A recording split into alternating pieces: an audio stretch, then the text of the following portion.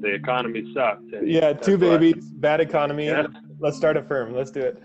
Nice. Yeah, and everybody around me just got laid off. So my father-in-law thought I was the craziest person on earth, but it worked.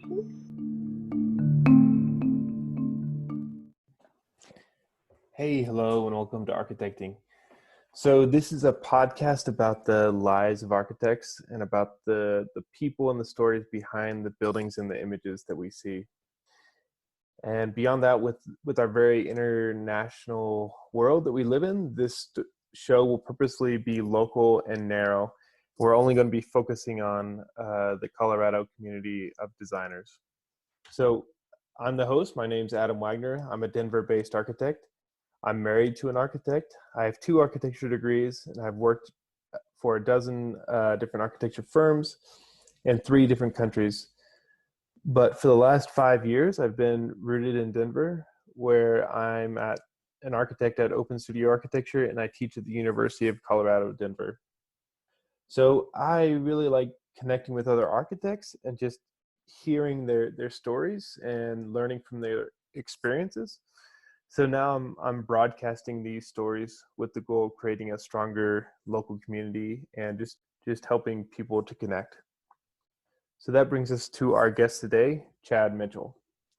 So to me, Chad and his firm, Meridian 105, are a fairly mystic and kind of mysterious bunch. So when I moved to Denver, I gravitated towards their work right away.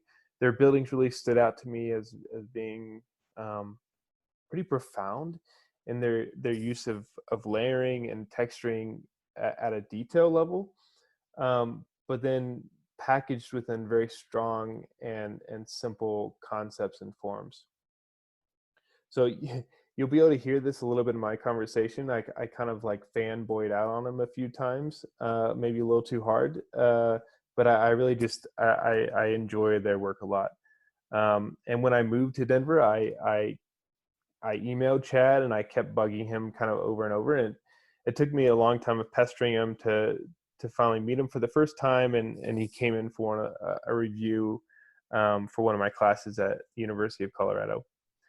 And actually finally for this interview, after 5 years of emailing him and talking with him, he finally gave me his personal email so I could stop messaging him at info@meridian105.com. So I guess it means I finally worn him down here. But so he has a sort of reserved, matter-of-fact kind of manner to him that seems hard to crack, but I think produces some projects that are really deep and interesting. Anyway, Chad is a graduate of the University of Florida. He worked for Helmet Jahn in Chicago for 6 years, and then Oz Architecture in Denver for 6 years before founding Meridian 105. This small firm has won many awards, one of the most prominent being the 2018 AIA Colorado Young Architecture Firm of the Year. And they've also exhibited work for the 2016 Venice Biennale. So here's my conversation with Chad. Thanks.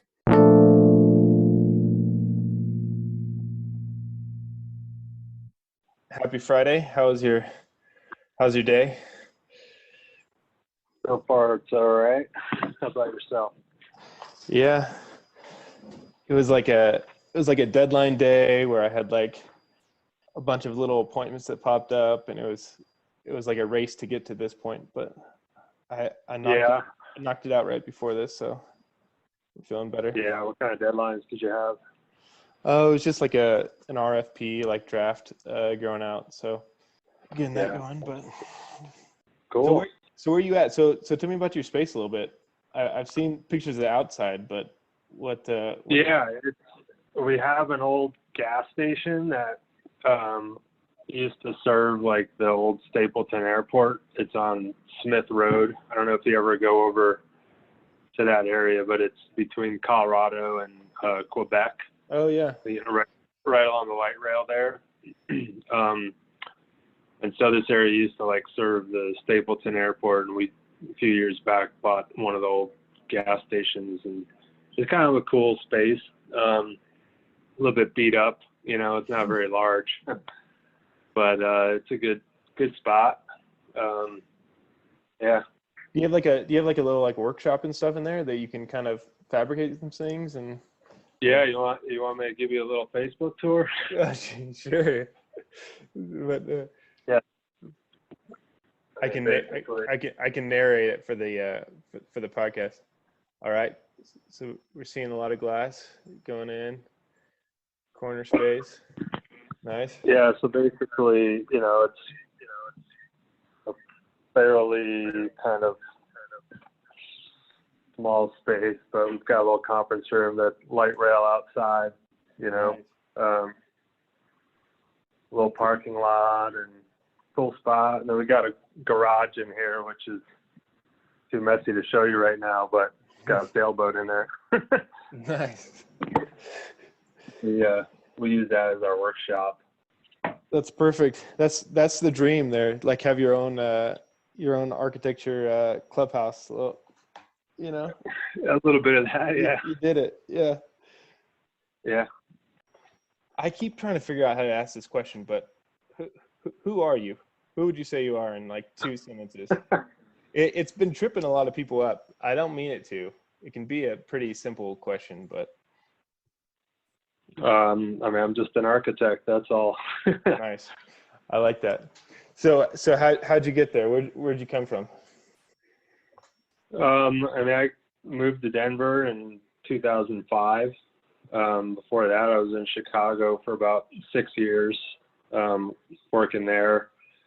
And that was like 99 to 2005 when I was working at Meridian Jahn. That was after a small stint in Fort Lauderdale, Florida after college. But that's kind of my whole roundabout path to Meridian 105. I've been here the longest, honestly, for any point in my career. At this point, it's been, 15 years. It's been a while.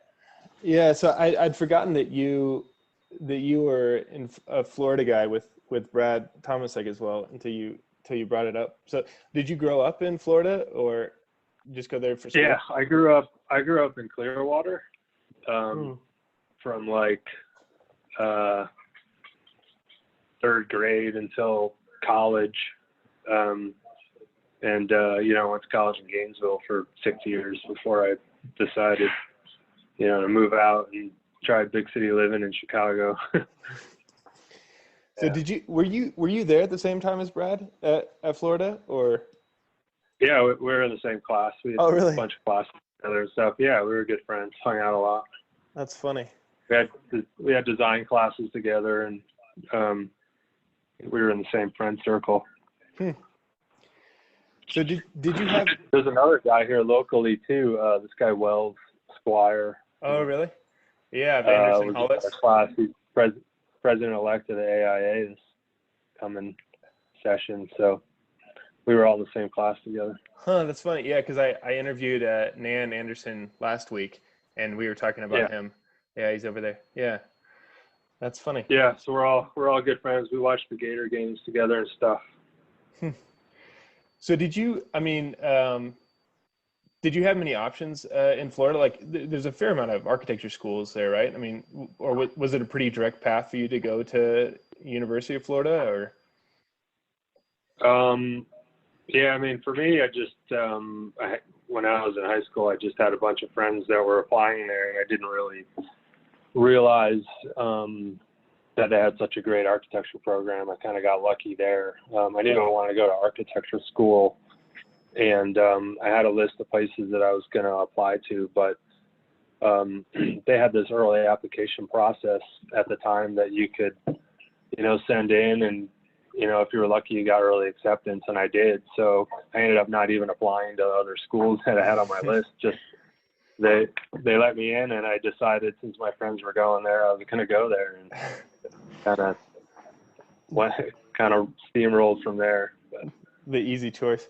I kind of did the same thing. Right? I grew up in Kansas and just went to Kansas State, and I wonder how big of a difference would it have made to go to a different undergrad for architecture? Like, do you think you'd be a different architect now, or? Or I wonder that too. Like I had an opportunity to go to a different grad school, and I didn't take that one. Again, just was very comfortable at University of Florida. And so, I went to school with just like one teaching philosophy, and I don't really know what I missed because I didn't, participate in, another school's program. So I wonder that same thing, I think, sometimes. yeah, because I look at your work and Brad's work, and I think there's some similarities, but I feel like it's not the same kind of methodology. Or like did it I always try to like pigeonhole schools or something, like there's one kind of current, but do you have an understanding of kind of like what was different about your education there at Florida versus other places, or like how it put you out into the world? I mean, Florida had kind of two different groups of teachers. I think they had the ones that were pretty pragmatic, and then they had the ones that were pretty, I guess, theoretical in their teachings. And I was more like in that pragmatic group, and I think I gravitated more towards those, types of professors.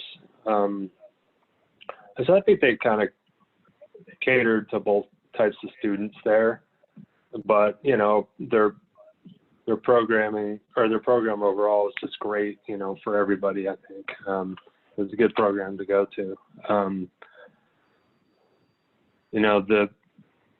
I'd say Brad probably more is in line with some of the more theoretical teachers that we had there. At least that's my observation of the work that he does. But they really kind of embrace everybody there. Yeah, interesting. So you graduated there, and you're like, I need to get to a bigger city, and you go to Chicago, or was it that direct? When I graduated, I tried to move to Los Angeles or New York City. That was my dream, to go to one of those places. And I didn't know how to apply for a job. That's not something they taught at school, Yeah.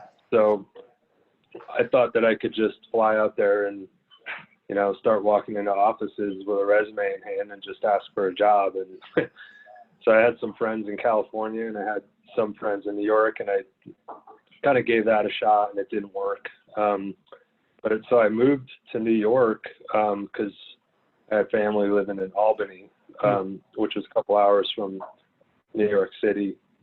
And I was there for a couple months and didn't get a job. And Wells Squire got me a job down in Fort Lauderdale because he was working down there. And so I worked down in Fort Lauderdale for about a year. It was kind of like a temporary stop. I mean, really, I wanted to work at a big firm in a big city, or, figure design firm. I'd say that, down in Florida at the time, there wasn't a lot of big name firms, like Miami didn't have the big architecture scene that they do now. So I didn't really feel like there was a whole lot of opportunity to stay in Florida. So that's kind of what sent me to Chicago. I had a couple friends that were living there, and they were doing pretty good, and actually ended up applying for 6 or 7 different firms when I decided I wanted to move to Chicago. And I think I interviewed every single one of them. And, just strangely, I only got one offer from that trip, and it was from Helmet Jahn. So I was ecstatic, and I That's took not it. bad. Yeah, I know. I'm really interested to hear what he's like. Like he's such kind of a enigma to me. Like I feel like in school he was kind of big before I got to school, but it was kind of like I heard about him, but it's hard to kind of know what he was doing, and he was such this big figure, it seemed like, and doing this fairly unique work. But he was like, I learned about him in college too. Like he was one of those architects that was in the books, that people owned. But he wasn't like he wasn't like a morphosis or one of those groups that, people were trying to emulate because they were like super cutting edge, but he was like known for doing high rises and stuff like that.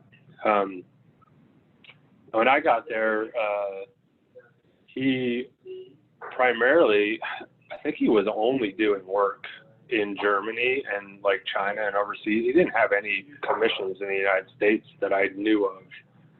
And my understanding is that in Chicago, he did like the state of Illinois building, Right. and some other work, and kind of developed a little bit of a bad reputation in town for whatever reason. He was difficult to work with, or who knows what. But he wasn't doing any work in Chicago. And some of the first projects that he started to get in Chicago again, were assigned to me. Like I got the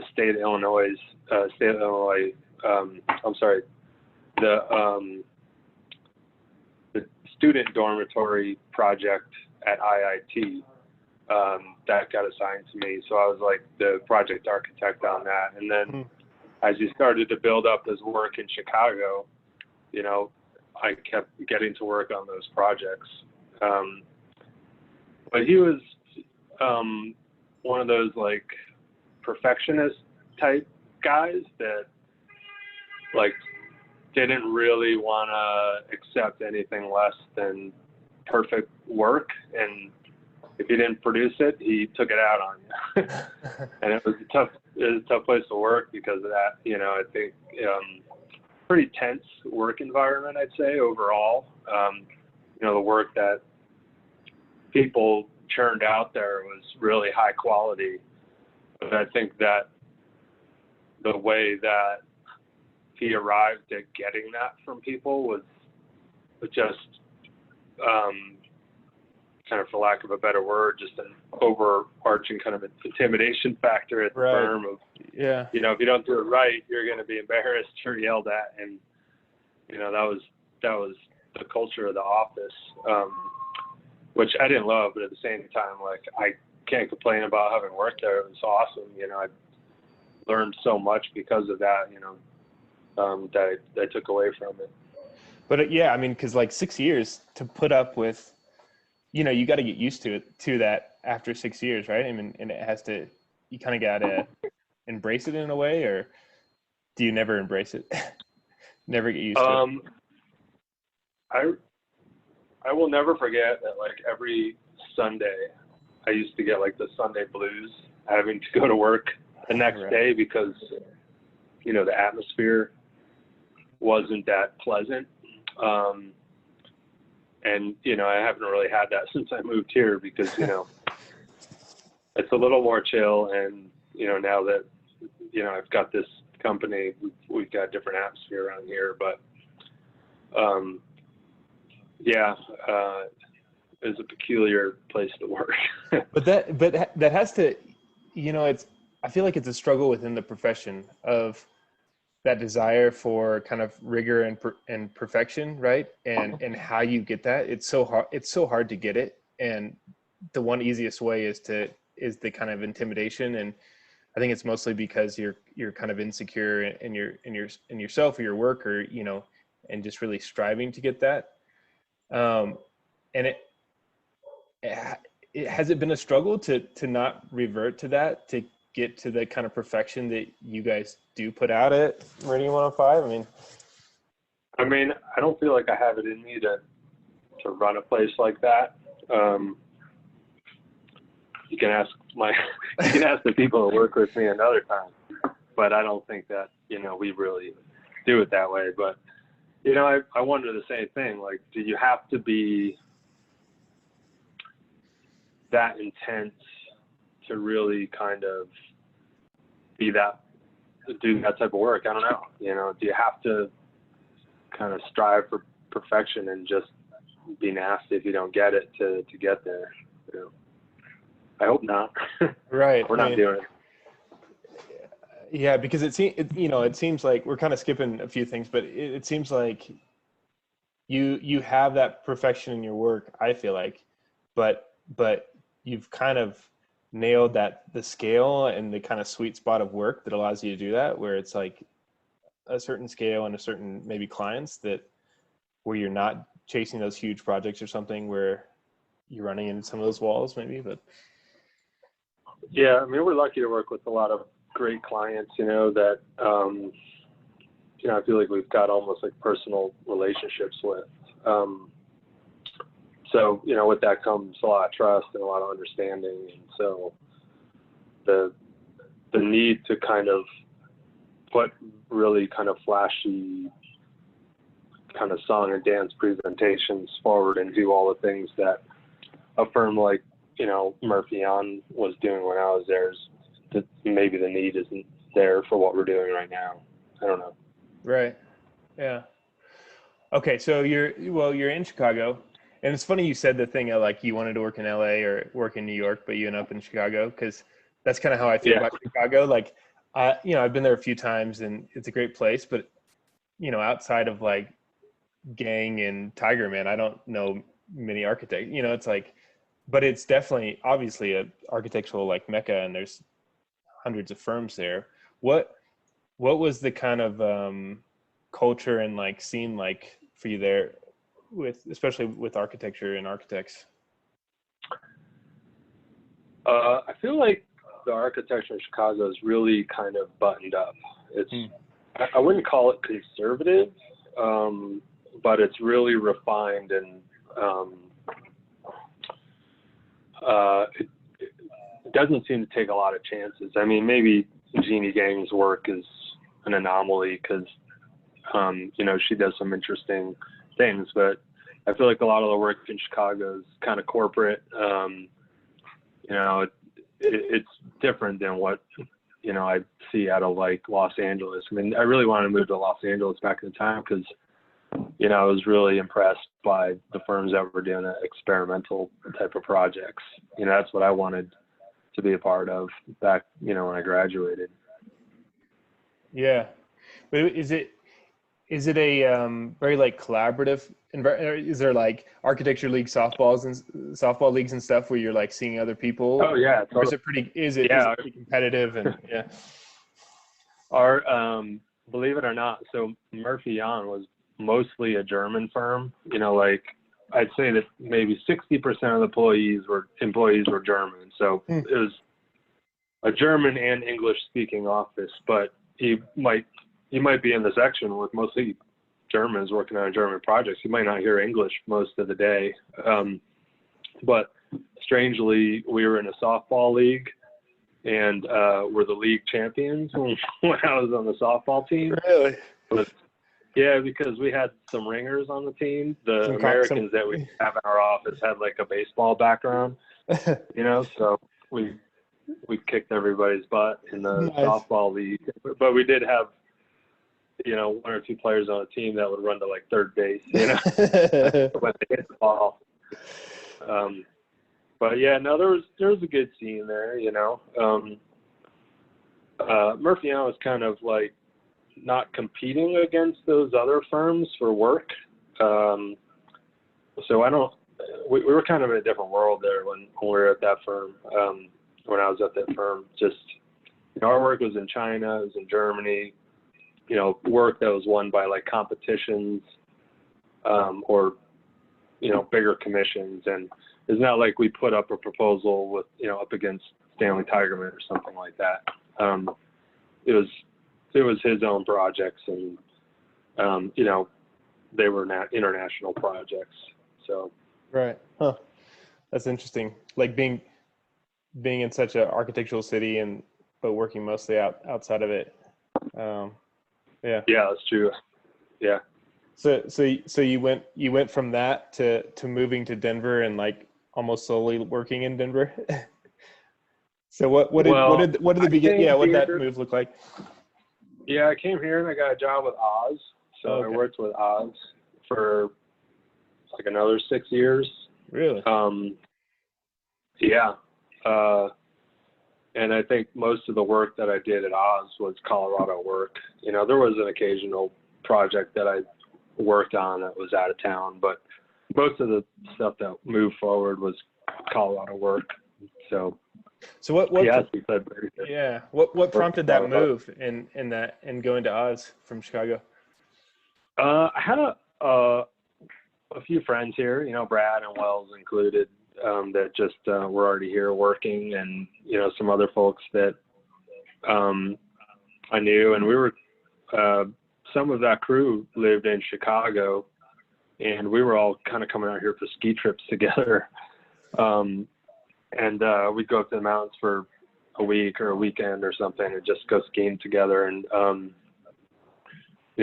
guess I kind of liked it, and a lot of the other people that were doing those trips did too. And so there's different friends moving here from Chicago, and I was like, I think I'm gonna try that too. I figured it was time to move on from Murphy Jahn and try something new and see if I could get a job that I wanted to have a little bit of a work-life balance, and that took me out here. Yeah. So what was that like? Like the large beast that's Oz. I mean, it was peculiar coming from a firm, I'd say, that really kind of put, say, like design and that sort of excellence on a pedestal, and then working at a firm that was very much client service oriented. And so it was extremely different, honestly. Like, I think now, like, somehow Meridian 105 falls somewhere in the middle because of my experience at both those firms. But they're extremely different, far extremes. Yeah. Especially with that kind of soul vision that was probably with Helmet Jahn, and then going to the real kind of collective at Oz. Yeah, like at Oz, I don't think they have any one real designer there.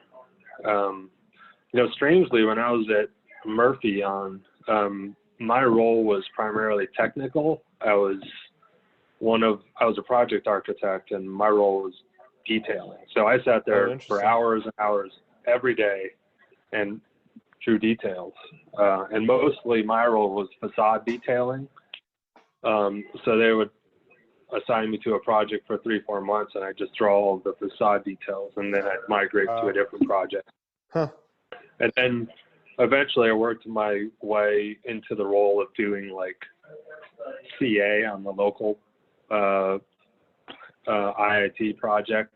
And so I did a little bit of CA on some overseas stuff, but remotely, and also some detailing. So my role there was very technical, but when I came to Oz, it really kind of transitioned into like a designer role. I did do some technical stuff, and I was still a project architect, but I was very much front end working on the volumetric designs on some of their work that they were doing. So, it was, I think I told them when I came here that I really wanted to do that. Because I wasn't going to get that opportunity at Murphy Jahn. That was, really reserved for people that were willing to spend, 90 hours a week, and I wasn't one of those people. So, right. But that's really interesting. That's an interesting like career arc. It feels kind of opposite. Normally you come in and you're doing kind of massing and things like that, and helping out with graphics, and then you work your way to detailing, at least in my experience. But to have that detailing experience and then bring that to the front end seemed pretty powerful. Yeah. I mean, I think that my work there has given me just a major appreciation for just the details. Even now, I draw details, I still do it. I'm not sitting in an office trying to get work all day, I get in the Revit file with my team and I draw details with them, and I like doing it. It's like probably the funnest part of my week when I can find 2 hours to do a little bit of it. Nice. So 6 years, you said 6 years there, 6 years there, and then I'm gone again. What was the impetus? Yeah, that was in, I guess, the end of 2010. I was ready, not the best time to start a business. Right. But I wasn't, I sat there from 2008 to 2010 just watching people get laid off for 2 years. And during that time frame, I decided, look, I want to do this. I want to start my own thing. And I kind of sat there hoping that I would get laid off so that I could collect some unemployment. Right. But I didn't. So I quit to do this. And, I think people thought I was maybe crazy at the time just because the economy really wasn't very good. But I did it anyway. And it worked. So yeah, I'm always interested in that like little spark in those first like 6 months or whatever.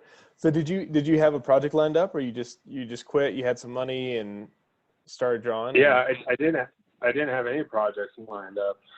In fact, if you look at our website, there's a handful like theoretical design exercise projects that might even look a little bit like college work.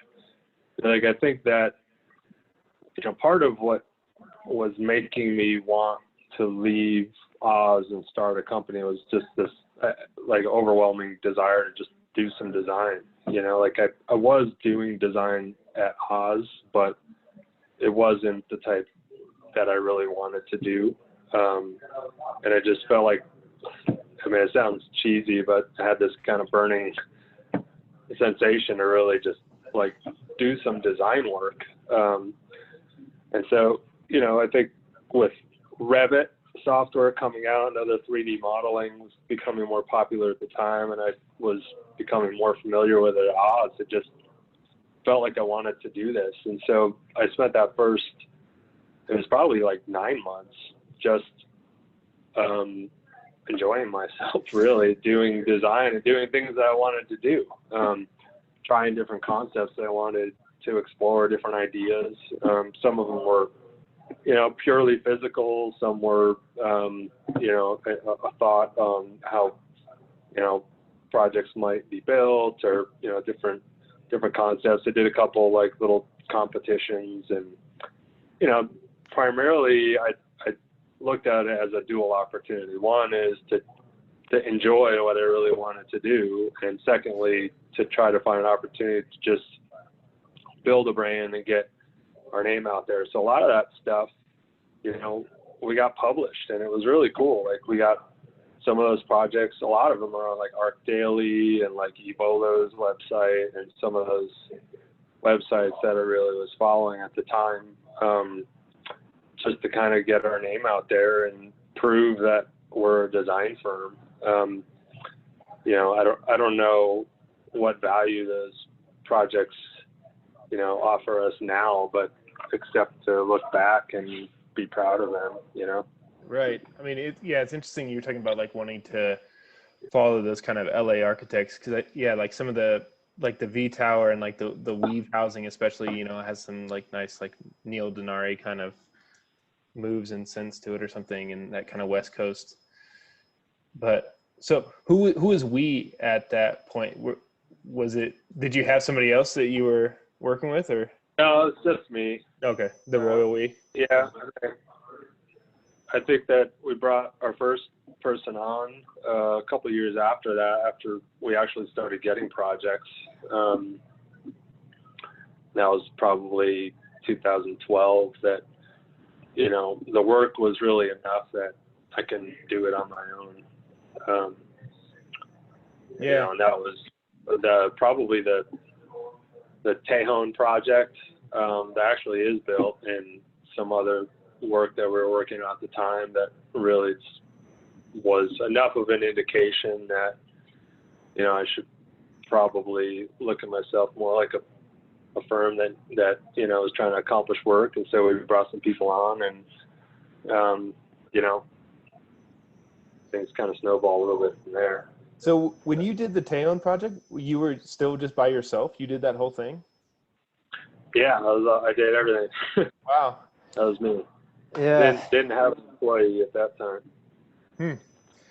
I love that project. We went when we first moved here. We checked out apartments there, and we're pretty close to getting one. But yeah, it's such a, I think, like with your work, I, and I mean this for you. Maybe I'll say it to other people, but I mean it for you that, I really love your work especially in the way that you really craft these details and have such a good like texture to things, all within a very kind of simple and fundamental concept. It's like a very clear thing, but it works at these different scales. And I think, yeah, that Tejon project really kind of exemplifies it in a lot of ways. But so how'd you get connected into that project then? That was a client that we actually that I did a project with when I was at Oz.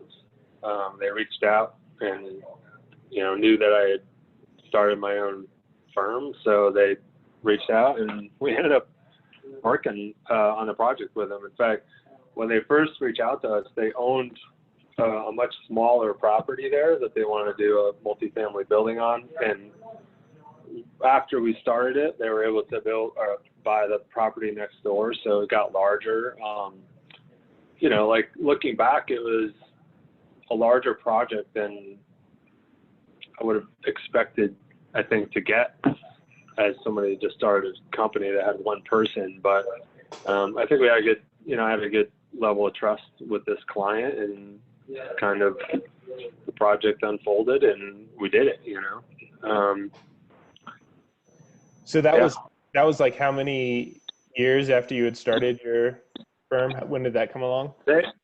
That project came on in like the first year, at the end of the first year after I started. So I think that officially I started working as Meridian 105 in January of 2011. And then towards the end, I was starting to get projects at the end of 2011. So I did that ship top house, and I did the Tejon project at the end of 2011. Yeah. So how are you eating for those first few months? How are you getting money in? I mean, I just had a little bit of savings. Yeah. And, it's funny where you can stretch out and make work. I mean, the years prior to that, in 2008 and 2010, that was a down economy, and I was at Oz, and, when I was there was mass layoffs, and, pay reductions and all sorts of things like that. And we had just had, a couple kids, and we learned how to, I don't know, make things stretch out for those years.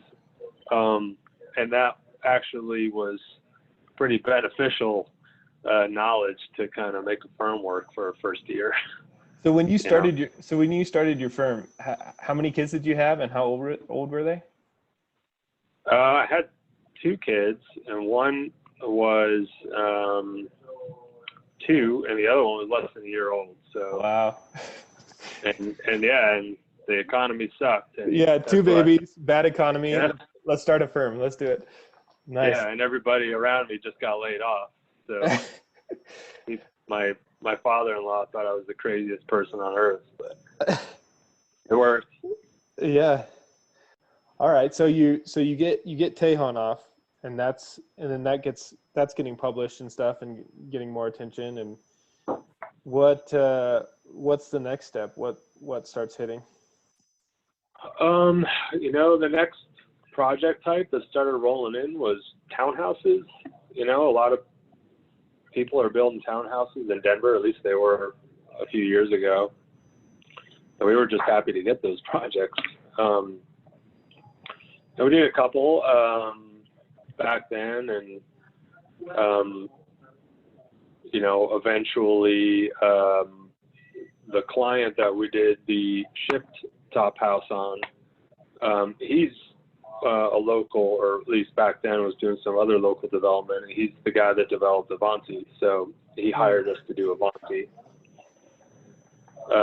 And I think that was some of my commercial background kind of just helped bolster what we were doing in the commercial market, and really that just helped build more and more projects of that type. So what's your team look like now? How many people do you have? There's 4 of us. There's 3 architects, and my wife works for us, and she's doing primarily, business development, office management, agreements, things like that. So, I mean, essentially we're achieving all of our architectural work with 3 people right now. Right. Yeah. Has that been a pretty stable team? I mean, it seems like your work has been pretty consistent for a while. But... Yeah, I mean, we have one guy here, Daniel, who's been with us. He's the first person that we brought on in 2012. We got another guy, Carl, who's been here a couple of years. And yeah, I mean, the team's been stable. There's not a whole lot of turnover. There's not a whole lot of people coming and going. I think we're lucky, Right. Yeah. Because of that.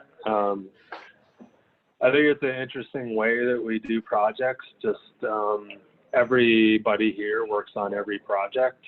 So really everybody knows what's going on every project. Everybody's got their hands in every set of drawings, including me. And so we're working very closely together. It's not like these different kind of segmented teams that are doing, these different projects. It's a little bit of a challenge to do that as a small firm, because deadlines come and go, and some projects start and stop. So really we just try to, group on every project and get it done. Right. And so if you have a new project coming in the door, does everybody kind of jump on it in the beginning like that, or do you kind of run with it for a little bit? And Yeah. In fact, we're starting a new project this week, and that's the way we're doing it. It's just like, well, what do you want to do? What do you want to work on? Let's decide what we're going to do for this project and what we want to do first, and who's got time right now, who's got time today, and what task can you start on, and what task can I start on. And I try to kind of mix the responsibilities so that we're all doing different tasks and get a little bit of variety to keep things interesting. Some of it's who's available, and some of it's just like what somebody might want to work on, I guess. But that's how we attack projects. Yeah. I don't usually like to get into this, but again, I love your work, and I really just want to try to figure out how to copy it or be as good as you. But you know how to talk about your process? I feel like that's a hard thing for architects and for us. Like we're trying to figure out our own process, to be honest. Right. Yeah. We're always trying to figure out our own process and try to make it better. Historically, we've started most projects in Revit, which has its ups and downs, and it's so component based. And we're trying to kind of try other methods to kind of break that mold that Revit imposes on us. I think that even though we use Revit in the early phases of design, we find a way to use it that stretches its limits, right. Like that V Tower project and that Weave housing projects were both Revit projects, but we're using the commands in Revit that I feel like are underutilized. We're using the masking commands and trying to stretch this software to the limit. But at the same time, I feel like sometimes we miss out on what you get from like hand drawing and model making and things like that. So I think in this latest project we're starting this week, we're trying to just employ some of those techniques that historically, like, you might use in college, Right. Mapping and analysis and things like that. But our process, it changes on every project, but we're trying to dial it in and make it as meaningful as possible. I don't know what that means, but that's something that we're always working on. Right. Because I live in Sunnyside, and so I'm pretty close to like your rail project and Jason Street, and I have friends that live over there in the rail yard, so I get to see it quite a bit. And I think it's interesting in just the massing of the kind of three bars that march back and the kind of hierarchy of the materiality there, but then also it's always intriguing those angles, like in section and also in elevation of the windows and the play of that. Where did that come from?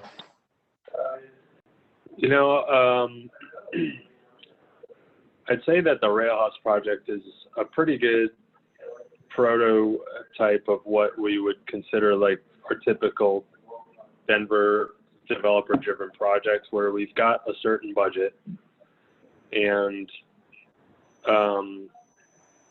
we can't really design the entire building to the nines. You know what I mean? Right. Like, we've got a certain budget that we're trying to accomplish a handful of goals to really present a nice building to the street. And so the buildings that really turn the corner on Inca and 40th, we really wanted to really engage the sidewalk on those. And so we've got these front porches that go around, things like that. But there's always the push on these local projects by developers to really max out the square footage. Right. You've got a certain footprint in the Denver building or zoning code to build to, up to the lot line or up to the setback line or whatever. And those are square feet that can be sold or rent. So we're always trying to find creative ways to kind of carve into that in ways that is palatable to our clients. On the rail house project, one of the ideas we had was this kind of bow tie mansard roof that you see there, which really allowed for some building form to take shape, but also like it wasn't detrimental to the square footage or the usable space on the third floor. But overall, like the railway runs like right alongside the front of the building. And one of the best pictures we have on our websites is just, I think, a picture from across the railroad tracks that shows these trains lined up with the building in the background. What we really wanted to do is just, with that long facade, make it almost look like a rail car with all the windows on it. And the top mansard roof really kind of just, in many ways, emulates the shape of the rail cars.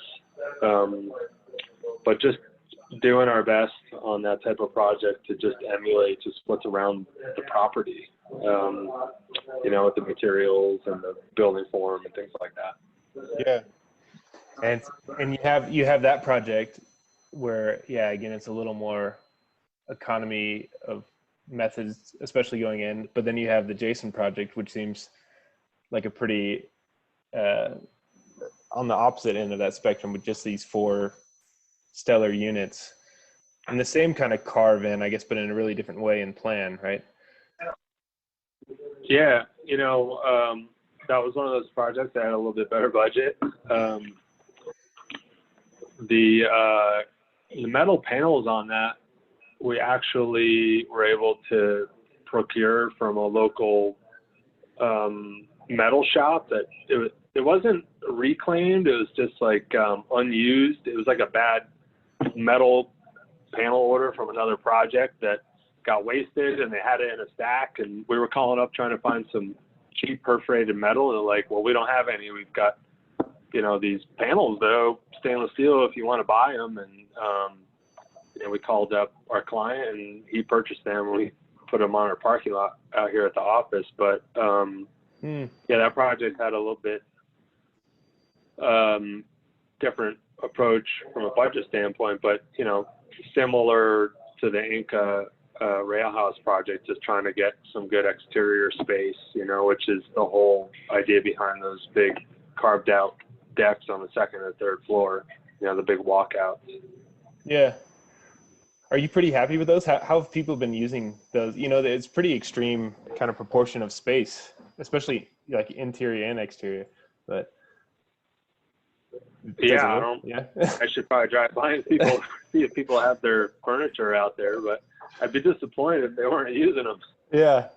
I always walk our dog like past there and like kind of try to look inside and not creep people out. But yeah, that living space on the ground floor seems very successful, especially with that wrapping kitchen space. And yeah, that wasn't easy to get built.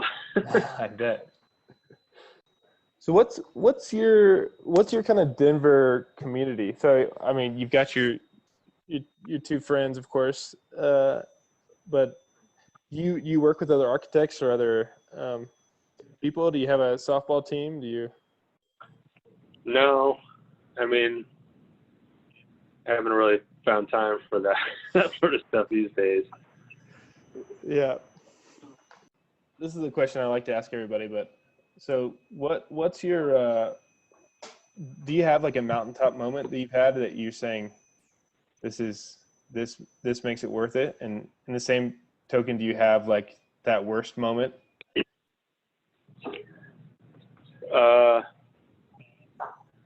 Shoot, and what's the mountaintop moment? I don't know. Have you been there? Yeah, have you been there yet? I mean,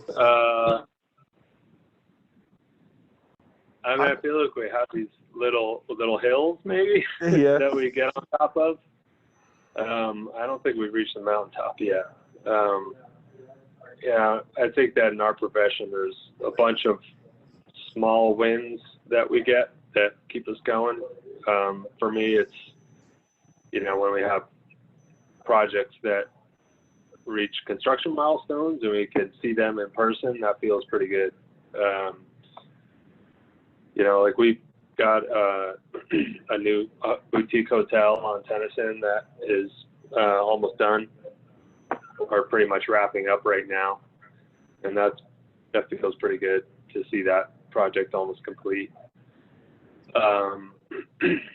We've got a project at 32nd and Erie. It's like an old 1890s firehouse that it's getting renovated, turned into a mixed-use building. It's got a new third-story addition added to it, and just seeing that get built. Those are my little hilltop moments to go out there and look at that. I'd love to find that mountaintop moment where we get hired for some big skyscraper in Dubai, but I'm not holding my breath right now. Yeah, I mean, probably the low point is just, those years between 2008, 2010, just struggling to make ends meet. And, that's tough time in the career, but probably valuable time, a good learning experience. Yeah. So you talked about the skyscraper in Dubai, but what is next? Do you know what's next? Do you know where you're projecting towards? I don't. We're trying to figure that out, I think, always. We're doing a lot of commercial projects. I think we talk to people, and a lot of them are surprised that we're doing the size of projects that we do for a 4-person firm. We like doing that commercial work, honestly. We hope it keeps coming, and it kind of seems to be trending that way. But we like doing the projects that are unique, that are different, that have good developers that want to try unique things. But at the same time, we also occasionally do some great single-family projects that we enjoy. if things just keep trending the direction that they're going and the success keeps coming in, then I think we're happy. I mean, I think if we could grow by doing the type of projects that we want to do, that would be ideal. Because it seems like you, at least from like the projects on your website, it's like a very steady work, like, and seems very selective work, like strong projects, a few a year. Do you have a bunch of projects that aren't on the website that don't make it, or each one is a master go up there? There's a few, but not a lot. I mean, we try to cater the website to projects that we feel best kind of reflects the brand of work we want to do, or that we're most proud of. There isn't many, but there's some projects that don't fit that mold perfectly. And we're always looking at what we have up there to try to ask ourselves if it really reflects who we are, you know. So it's kind of a living document, our website, you know. Right. Yeah.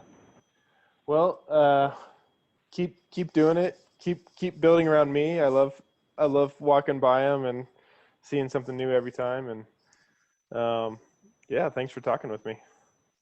Yeah, for sure. Feel good? Yeah. Anything else? No, you?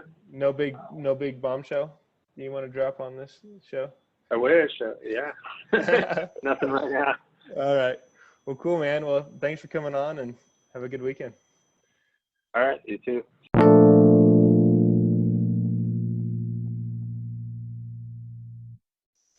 Thanks for listening to this week's show. You can visit architect-ing.com to see images from this week's guest. And please rate and review the show wherever you listen, on Apple, Google, Spotify, Stitcher, or Anchor. Have a great week and continue to reach out. Thanks.